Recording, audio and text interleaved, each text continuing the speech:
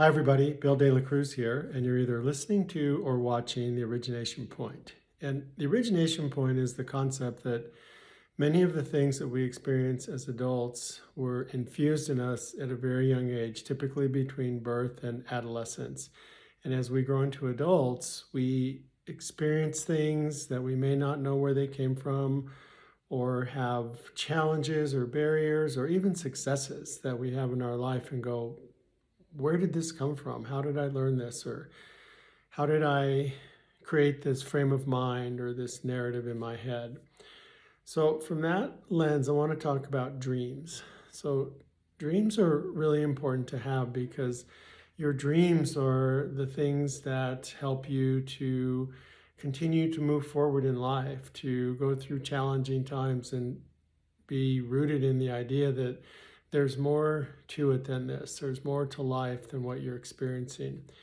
I've never really shared this story though. In my young life, between about 9 and when I was a teenager, I grew up in a pretty abusive home and I didn't have a whole lot of dreams. And I was raised by a father who wanted me to be much like him, and I was completely different. He was into computers and the military and things like that, and I was just this free spirit that I didn't want anything to do with that. I didn't know really what I wanted. I just knew that the things that he wanted for me were not the things that really got me going. And so we butt heads a lot. And I didn't realize it until I started to do this work that a lot of dreams I didn't really have.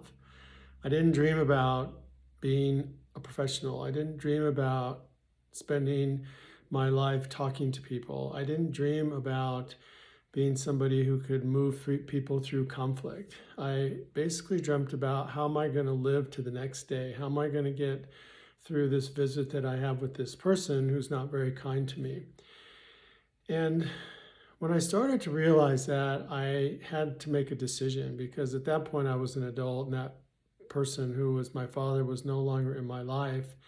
And I had to decide, do I continue to let that be something that holds me back, or do I take control and figure out what my dreams are? And over a period and a process of time, I decided to figure out what my dreams were. What is it that I wanted? What is it that I have a passion for? What is it that I think about in terms of wanting to do and be and share with the world? And really, I landed on what I'm sharing with you. I think that my biggest dream is to share a process of change and a process of thinking that is accessible to anybody. And it's not for you to be like me, it's for you to have a process to be able to start to think about where you are, where you want to be, and how can you get there. And one of the first steps is to envision yourself where it is that you want to be. So what are your dreams? What are the things that you aspire to? And sometimes the way to find those is to think about what are the things that you think you can't do? What do you hold up as your limitations? Because buried within your limitations and with the idea of I can't do this or I can't have this or this will never happen, there's a dream.